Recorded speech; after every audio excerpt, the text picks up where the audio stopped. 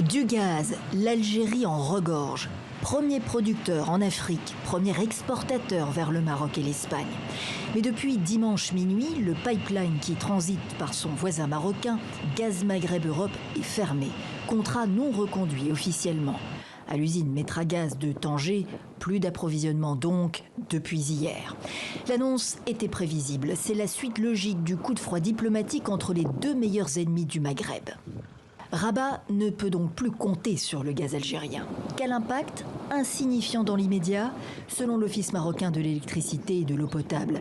Difficile à croire tant le Maroc est dépendant de l'Algérie en gaz, malgré le développement du solaire.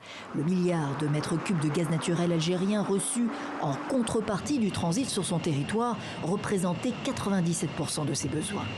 Financièrement, la fermeture des tuyaux ne sera pas neutre non plus. Dire que l'impact serait insignifiant, c'est aller quand même un peu vite en besogne parce qu'il y a des royalties qui sont payées annuellement selon la demande en gaz et la saison. Donc ça va de 50 millions d'euros à 150 millions d'euros. Rabat se tourne vers l'Espagne. Des négociations seraient en cours depuis plusieurs semaines.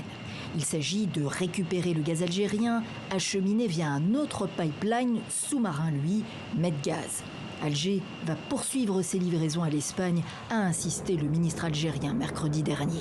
Seul hic, Medgaz est saturé en termes de capacité, 8 milliards de mètres cubes par an qui doivent être portés à 10 milliards après travaux.